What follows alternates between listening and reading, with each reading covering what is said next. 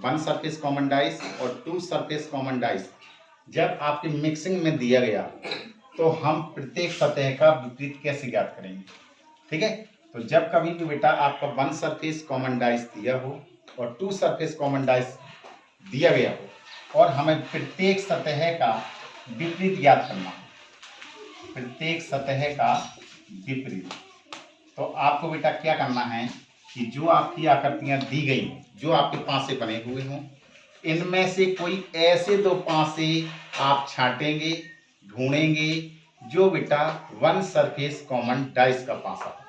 तो आप देख रहे होंगे ये चार आकृतियां बनेगी, तो इनमें से कोई दो ऐसी आकृति ढूंढना है जो आपका वन सरफेस कॉमन डाइस वाला। तो आप देख रहे होंगे बेटा ए और ए आपका वन सरफेस कॉमन डाइस वाला है, वन सरफेस कॉमन डाइस।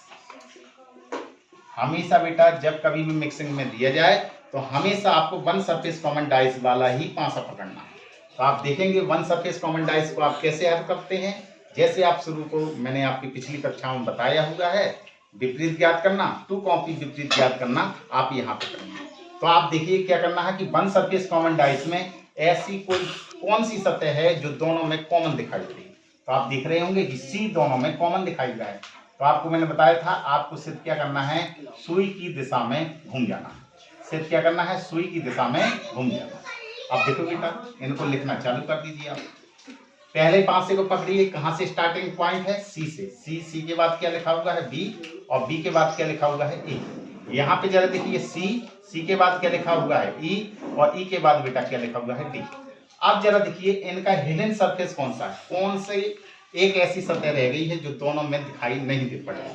तो आप देख रहे होंगे कि एफ नहीं दिखाई दे रहा है, तो इसका मतलब है इनका विपरीत कौन है, एफ, और एफ का विपरीत कौन है, सी, और बी का विपरीत कौन है, ई, और ई का विपरीत कौन है, बी, ए का विपरीत कौन है, डी, और डी का विपरीत कौन है, ए। इस प्रकार से हम प्रत्येक सतह का विपरीत ज्ञात कर सकते हैं। कोई पासा आपको ऐसा दिया गया है कि उसमें पासे की 6 सतह है, A B C D E F है लिखी हुई है, और उसमें से कोई एक आकृति ऐसी दी हुई है कि उसका आपको खाली स्थान भरना है। लेकिन एक खाली स्थान ऐसे होंगे जिसमें वन सरफेस कॉमन डाइस और टू सरफेस कॉमन डाइस की जो आकृतियां होंगी वो मिक्सिंग में दी हैं। मान लीजिए कि सपोर्टेड आपको आकृति इस रूप में बनी हुई है। मान लीजिए कि प्रश्न आपका ऐसा दिया गया है, इसमें लिखा है ई, यहाँ पे डी और यहाँ पे एफ। दूसरी जो आकृति बनी हुई है वो दूसरी आकृति मान लीजिए सपोर्टेड ऐसे दी हुई है, ए डी है, ए एफ है, और ए आपका सी है। तीसरी जो आकृति बनी हुई है वो आपकी ऐसी दी हुई है कि यहाँ पे ई लिखा है, यहाँ पे ए लिखा है, यहाँ पे बी लिखा है। चौथी आकृति जो आपकी बनी हुई है वो मान लिया कि आपको सी और यहाँ पे डी और यहाँ पे आपको क्वेश्चन मार्क का निशान है। ठीक है, तो अब बेटा आपको कभी भी ये मिक्सिंग में आपको दी गई हो वन सरफेस कॉमन डाइस और टू सरफेस कॉमन डाइस की आकृति दी गई हो और हमें पासे में खाली स्थान भरना हो, तो आपको बेटा क्या करना है कि सिर्फ सबसे पहले आप इन तीनों आकृतियों में से कोई दो आकृति ऐसी ढूंढेंगे जो आपकी वन सरफेस कॉमन डाइस वाली है। और काला पेन देना, थोड़ा काला पेन। आप क्या करेंगे, इन तीनों आकृतियों में से कोई दो आकृति ऐसी ढूंढिए जो वन सरफेस कॉमन डाइस वाली हो। तो आप देख रहे होंगे कि आपका वन सरफेस कॉमन डाइस कौन है, ए, और ए आपकी कौन सी आकृति है, one surface common dice, common dice. बस बेटा यहीं से विपरीत निकालना चालू कर दीजिए। आप क्या करेंगे, वन सरफेस कॉमन डाइस में विपरीत कैसे निकालते हैं, आपकी दोनों आकृतियों में देखिए कि कौन सा कॉमन है। तो आप देख रहे होंगे ई कॉमन है, सिर्फ आपको क्या करना है, क्लॉकवाइज में घूम जाना है, क्लॉकवाइज में घूम जाना है। लिखिए, तो ये कितना लिखा हुआ है, ई के बाद क्या लिखा हुआ है, डी के बाद क्या लिखा हुआ है, एफ। दूसरे पासे में देखिए क्या लिखा है, ई के बाद क्या लिखा हुआ है बेटा, ए, और ए के बाद क्या लिखा हुआ है, डी। अब बेटा इनका आपको विपरीत निकालना है। तो विपरीत बेटा कैसे निकालते हैं, इनका हिडन देख लीजिए, तो कौन सा है जो इन पासों में नहीं दिया गया है, सी। इसका मतलब ई का विपरीत सी है और सी का विपरीत ई है, डी का विपरीत ए है और ए का विपरीत डी है, एफ का विपरीत बी है और बी का विपरीत बेटा एफ है। अब आपको क्या करना है बेटा कि इनकी सहायता से चंदा मामा की ये आकृति आपको बनानी है।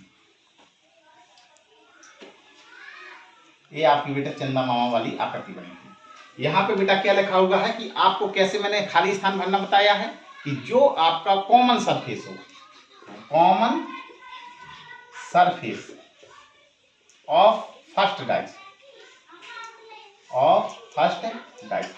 Common surface of first dice का नंबर यहाँ पे भरेंगे 1, फिर उसको क्लॉकवाइज में घुमा देंगे, 1 के बाद 2 आएगा और 2 के बाद 3।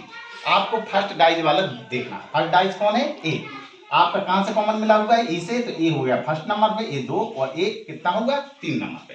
तो ई को आप पहले नंबर पे लिखेंगे, दूसरे नंबर पे बेटा क्या लिखा हुआ है? डी, और तीसरे नंबर पे बेटा कितना लिखा हुआ है? एफ। अब इनके विपरीत आपको लिख देना। ई का विपरीत क्या है? तो ई का विपरीत आपको दिया गया सी। यहाँ इसका विपरीत कहाँ लिखते हैं? इसके सामने। इसका विपरीत कहाँ लिखते हैं? एक को छोड़ के यहाँ। तो डी का विपरीत बेटा क्या लिखा हुआ है? ए।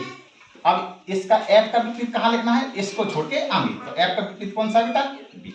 अब आप देख रहे होंगे कि आपको बेटा क्या करना है कि आपसे ये पूछा गया कि सी से स्टार्टिंग है, डी बीच में आना चाहिए और एफ में आपका खाली स्थान है। तो मैंने आपको बताया था कि खाली स्थान जिसका निकालना होता है, तो जिस सतह से स्टार्टिंग होता है वहां से आप क्लॉकवाइज में घूम जाइए और जहां पे आपका खाली स्थान है वहां पर आप उसकी क्लॉकवाइज की नोक का अंत कर दीजिए।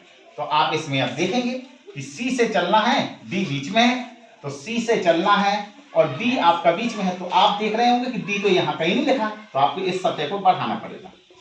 तो आप देख रहे होंगे बेटा कि यहाँ सब बढ़ी हुई सतह कौन लिखती है? जो यहाँ लास्ट में लिखा हुआ है, क्योंकि ये सतह इस सतह से जुड़ी हुई होती है। तो डी इधर आ जाएगा।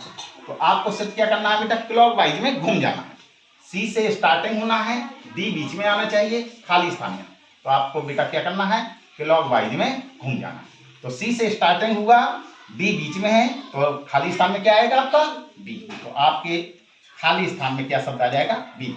यदि बेटा आपके ऑप्शनों में सिर्फ एक ही सतह है खाली स्थान लिखा हुआ है, तो आपको बेटा वन सरफेस कॉमन डाइस की आकृतियां लेनी है।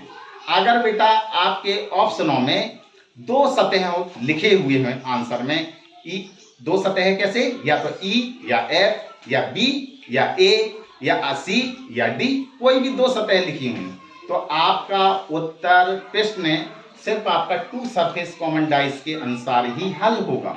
अर्थात प्रश्न आपका 2 सरफेस कॉमन डाइस के अनुसार हल होने के लिए कहा गया है। यदि बेटा उत्तर में एक ही सतह दी गई है तो इसका मतलब है कि आपसे एग्जामिनर एक 1 सरफेस कॉमन डाइस के अनुसार प्रश्न हल करने के लिए कह रहा है। तो आपको बेटा 1 सरफेस कॉमन डाइस के अनुसार हल करना है। यदि 2 सरफेस कॉमन डाइस के अनुसार आप हल करेंगे तो आपको 2 आंसर मिलेंगे। तो विकल्प में अगर 2 आंसर दिए गए हैं तो आपको 2 सरफेस कॉमन डाइस के अनुसार हल करना है। यदि उत्तर 1 सरफेस का दिया गया है तो आपको 1 सरफेस कॉमन डाइस के अनुसार हल करना है। ठीक है, थैंक यू।